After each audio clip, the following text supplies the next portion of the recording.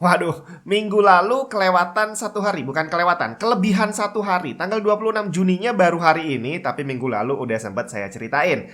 Tapi nggak masalah, yang pasti hari ini kita masuk ke minggu ke-26 dan kita lihat apa aja yang terjadi di sejarah teknologi dari tanggal 26 Juni sampai 2 Juli nanti.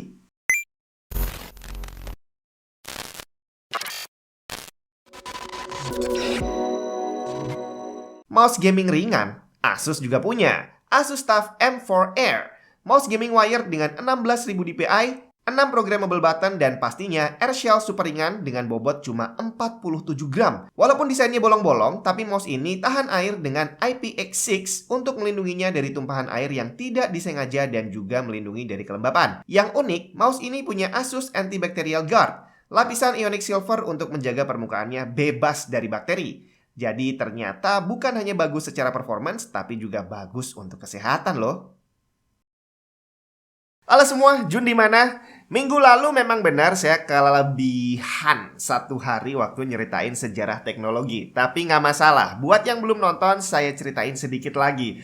Jadi ceritanya teknologi barcode itu udah ada dari dari tahun 70-an. Tepatnya tanggal 26 Juni tahun 1974. UPC, Universal Product Code, atau yang lebih sering kita kenal dengan nama barcode, digunakan untuk pertama kalinya di Mars Supermarket di Troy, Ohio. Dan produk pertama yang di-scan adalah 10 pack permen karet Juicy Fruit. Dan yang belum nonton episode lengkapnya, kamu bisa tonton dulu aja video ini sampai habis, karena linknya nanti bisa kamu klik di akhir video. Mungkin nggak terlalu banyak orang tahu bahwa di tahun 2020 kemarin, Atari merilis gaming konsol terbaru mereka yang dinamakan Atari VCS. Tapi sepertinya lebih banyak orang yang nggak tahu tentang apa itu Atari. Anak zaman sekarang kemungkinan masih asing dengan nama Atari, tapi kalau anak-anak yang sudah tua, kayaknya pasti tahu deh. Karena di tahun 70-80-an itu Atari terkenal banget karena mereka adalah salah satu produsen konsol pertama di dunia. Perusahaan Atari sendiri resmi berdiri di tanggal 27 Juni tahun 1972 dan didirikan oleh dua orang yang bernama Nolan Bushnell dan Ted Dabney. Game pertama mereka, Pong, adalah video game komersial pertama yang sukses besar. Sayangnya kejayaan Atari waktu itu tidak berlangsung lama. Di tahun 1983 terjadi momen kehancuran dunia video game dan Atari termasuk salah satu yang menjadi korban saat itu.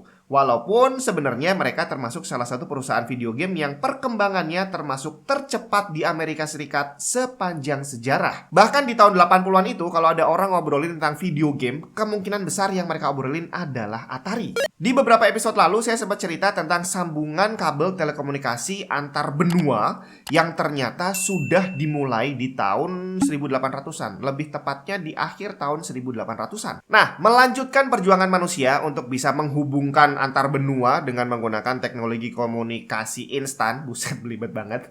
Akhirnya di tahun 1955 dilakukan lagi usaha yang boleh dibilang hampir mirip, tepatnya di tanggal 27 Juni tahun 1955. Di hari itu, HMTS Monarch, kapal terbesar saat itu yang bertugas memasang kabel telekomunikasi bawah laut, diberangkatkan dari Clarenville, Newfoundland. Tugasnya adalah memasang kabel T81. Ini adalah kabel telepon transatlantik pertama di dunia. Sambungan komunikasi T81 ini baru akan di-launching secara resmi 15 bulan kemudian. Nah, yang menarik adalah waktu itu Amerika Serikat dan Uni Soviet itu masih dalam status perang dingin, bre. Nah, ternyata kabel komunikasi T81 ini malah justru digunakan untuk sebuah sambungan komunikasi yang disebut hotline. Ini adalah jalur komunikasi telepon eksklusif antara pemimpin dari kedua negara tadi. Sebenarnya musuhan atau temenan?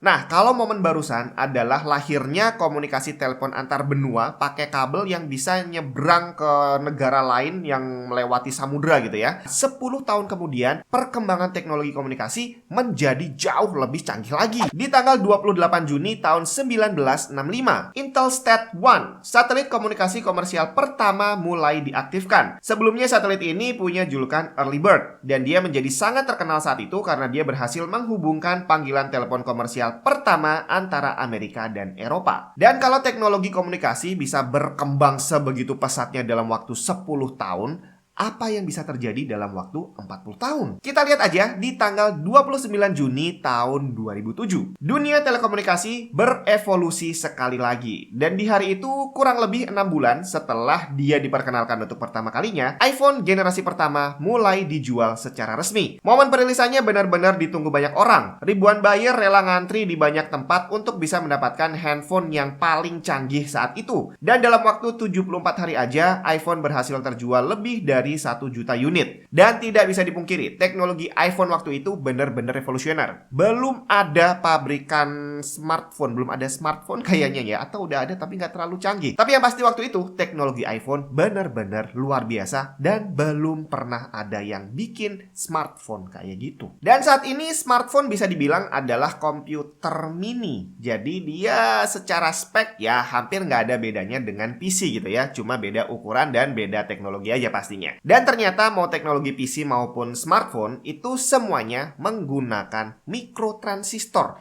Jadi singkatnya dia adalah transistor tapi ukurannya kecil banget. Jadi bisa dimasukin ribuan atau bahkan mungkin puluhan ribu kali ya di dalam sebuah PC. Dan semua itu bermula dari tanggal 30 Juni tahun 1948. Bell Labs mengadakan press conference di New York untuk memperkenalkan teknologi transistor yang pertama. Awalnya transistor ini dibuat untuk meningkatkan electrochemical relays pada peralatan switching telepon. Tapi dalam beberapa tahun berikutnya, transistor ini dikembangkan sedemikian rupa sehingga dia bisa menggantikan vacuum tube yang saat itu banyak digunakan untuk mengontrol sirkuit elektronik. Kemudian dia terus berkembang hingga akhirnya ditemukanlah integrated circuit atau IC dan microchip yang masih terus dipakai sampai sekarang. Kalau sekarang kita mau dengerin lagu, itu udah nggak usah pusing-pusing, bre. Sambil jalan, sambil tiduran, sambil nyetir, bisa. Pakai smartphone, setel, masukin kantong, selesai. Tapi perkembangan zaman dulu nggak secanggih yang kita bayangkan sekarang. Jadi sebelum smartphone ini, kita punya yang namanya MP3 player. Kemudian sebelum MP3 player, bentuknya agak gedean lagi. Namanya adalah CD player. Jadi selain bawa playernya, kita harus bawa CD.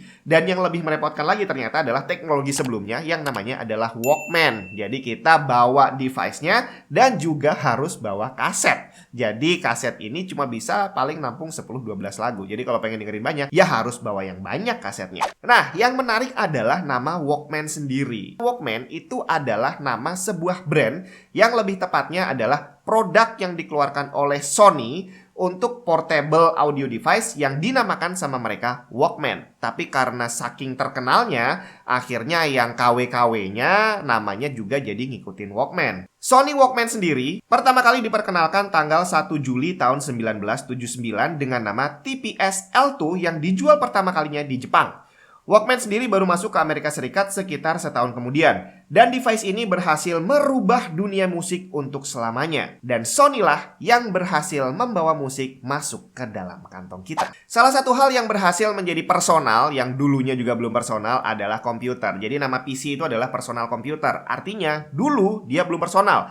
Nggak ada orang-orang rumahan yang punya komputer. Bentuknya terlalu besar dan harganya pun juga terlalu mahal untuk bisa dibeli sama pengguna rumahan. Karena itulah di zaman awal-awal perkembangan komputer itu, pabrikan komputer belum berani produksi secara massal. Karena takutnya walaupun diproduksi dalam jumlah banyak gitu ya, tapi yang beli nggak ada. Sampai akhirnya di tanggal 2 Juli 1953, IBM mengumumkan komputer 650 series. Dia adalah komputer pertama yang diproduksi massal dan berhasil menjadi penguasa pasar komputer selama 1 dekade berikutnya. Karena dia diproduksi dalam jumlah besar, akhirnya harganya pun menjadi terjangkau. Ditambah lagi, sistem programmingnya lumayan gampang. Akhirnya membuat 650 ini menjadi sangat populer. Dia digunakan di banyak industri, dari pabrik kapal selam sampai sekolahan juga udah menggunakan komputer 650 ini untuk kegiatan belajar mengajar mereka.